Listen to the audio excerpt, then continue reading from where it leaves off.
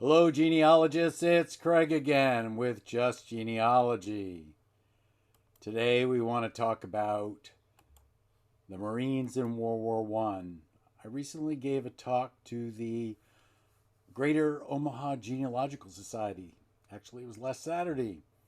And one of the complaints they had was I didn't mention the Marines. And I thought today I would make up for that error on my part. This is one of the more difficult posters to find. Usually you can find the one with the female Marine on it rather easily, but this one is out there. I would first recommend that you go to the United States World War One Centennial Commission. They have 3 or 4 web pages that deal with the Marine Corps in action in Europe during World War One.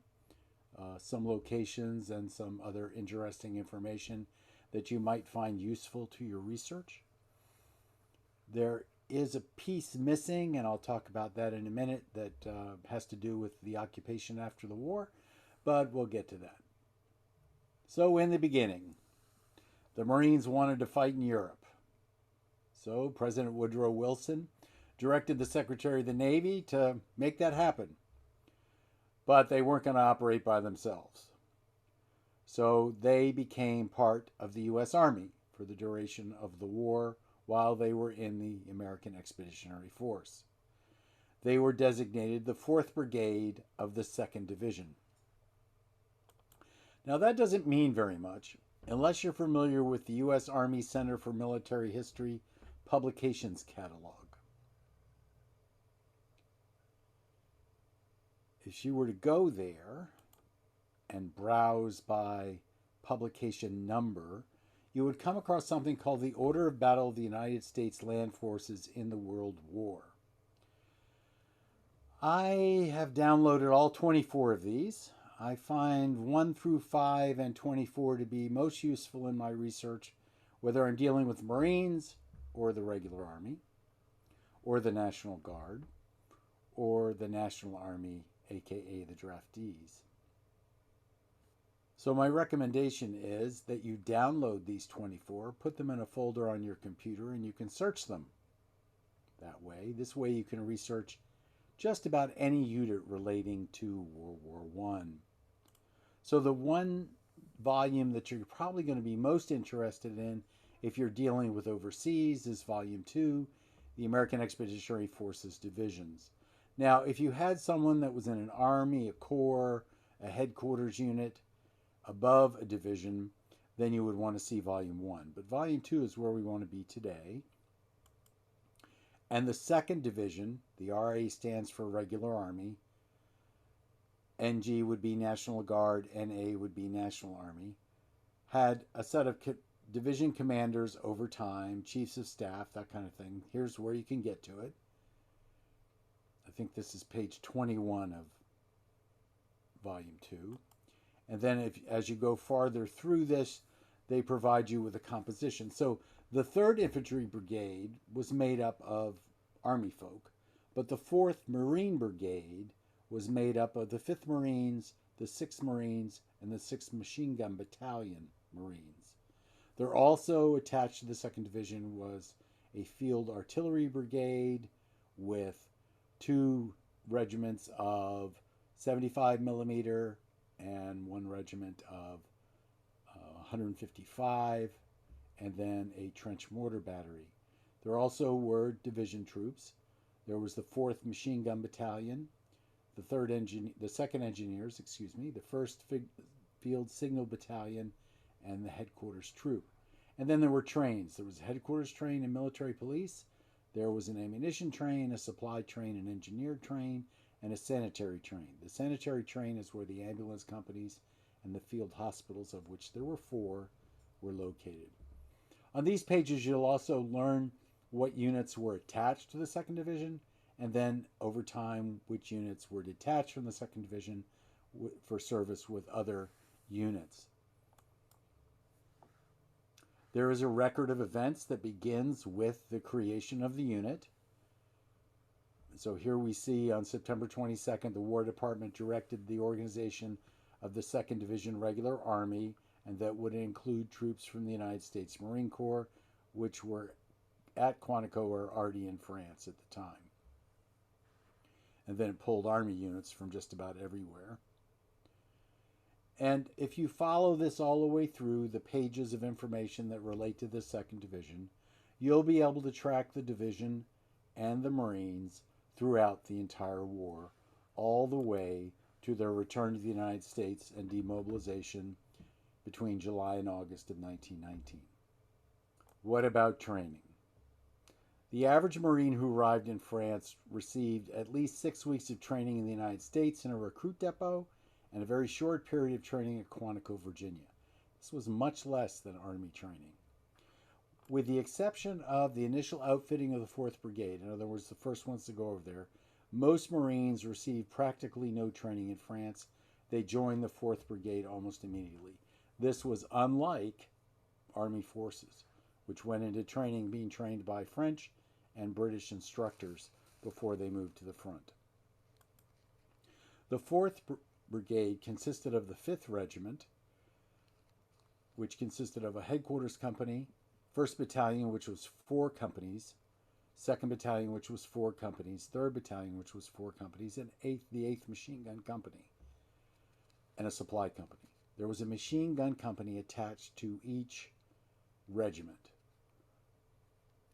The 6th Marine Regiment had the same composition, except it was the 73rd Machine Gun Company. I believe that this red patch is the patch of the 4th Brigade of the 2nd Division. It is definitely a 2nd Division patch, but my sense is that this is the 4th Brigade patch. I haven't been able to confirm that yet. These patches come in varying background colors. I've seen them black, I've seen them green, but I think that the red background is in fact the 4th Brigade. The 6th Machine Gun Battalion had a patch that looked like this. Now this 6th Machine Gun Battalion is a Marine Machine Gun Battalion, and it consisted of 4 companies, and it was in addition to the other 2 companies of machine guns that were, one attached to each regiment. Now this unit served all the way through the war and right up to the German occupation. Additional Marines went overseas and were all overseas by the 9th of November 1918. The 11th Regiment, the 13th Regiment, and the 5th Machine Gun Battalion. They were organized at Quantico, and they served in France but did not engage in any combat. 13th Regiment arrived in France in September, the 11th in October, and then the Machine Gun Battalion arrived in November. This 5th Marine Brigade was assigned to Service of Supply, which was in need of dependable troops for guard duty. So this is pretty much what they did. They were pretty much scattered around Europe as they guarded the Service of Supply, because the Service of Supply was responsible for the logistics for everyone. The Machine Gun Battalion ended up performing general duties in Camp Thomason, I believe that's how it's pronounced, in Brest. So they didn't even get near the front. There also was a Marine Aviation Force, which arrived in Europe in June of 1918, and they formed the Daywing of the North Bombing Group. Squadron D would complete the unit, arriving in October of 1918. All of the forces that were there also consisted of naval medical personnel, including medical corps officers, in other words, doctors, dental corps officers, dentists, enlisted medical corps, and Navy chaplains. So the enlisted medical corps would basically be corpsmen. There is a really good book out there on U.S. Marine Corps aviation that goes all the way up to about Vietnam, and it is available from yours truly at Heritage Books. It's one place to get it anyway. Marines served around the world at the same time, both ashore and afloat. Marine detachments served aboard all overseas battleships, and they also were on board many cruisers, which acted as escorts for vessels transporting Army troops to Europe. So pretty much their not only in Europe, but they're also afloat at the same time. By the time of the armistice in November, there were 2,431 officers and 70,489 enlisted men in the Marine Corps around the world. There were 64 officers and 2,009 enlisted men serving aboard naval ships at the same time. So probably one of the better books about what the Marine Corps did in the World War was Major Edwin N. McClellan's United States Marine Corps in the World War. He was the officer in charge of the Historical Division, and he created this book in 1919 under a Marine Corps order. It's since been reprinted and is readily available on Amazon. Now, if you were to go out to that World War Centennial collection, you would see that they mention John W. Thompson, who was a first lieutenant in France.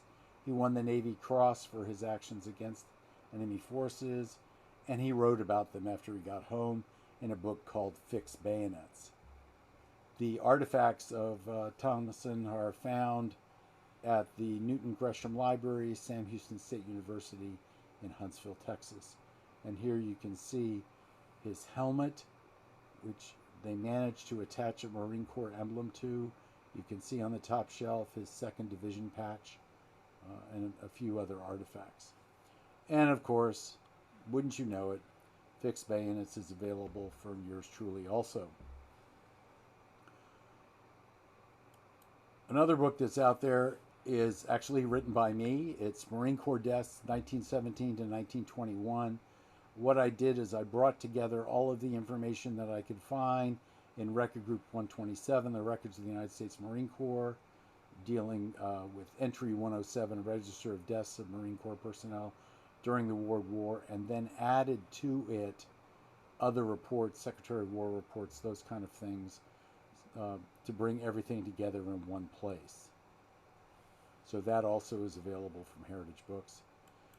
There also is a book on To the Front and Back. It's the story of a West Virginia Marine who fought in World War I.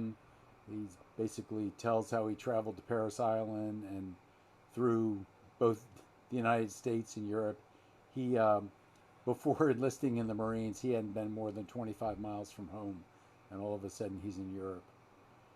He writes very well. He talks about the front lines, the flu epidemic, the armistice, Pershing's honor guard, the hardships of daily life, and it pretty much comes alive on the pages. I consider this one of the better books on World War I.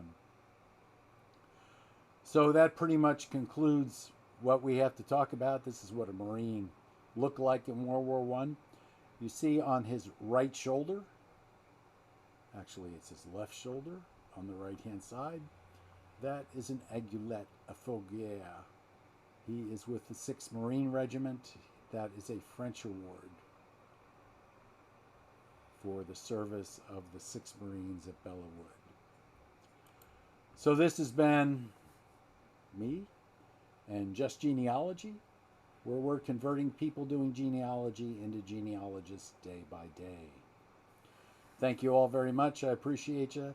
Hit that subscribe button. We're up to 169. I want to break 175 by the end of the week. Thank you so much.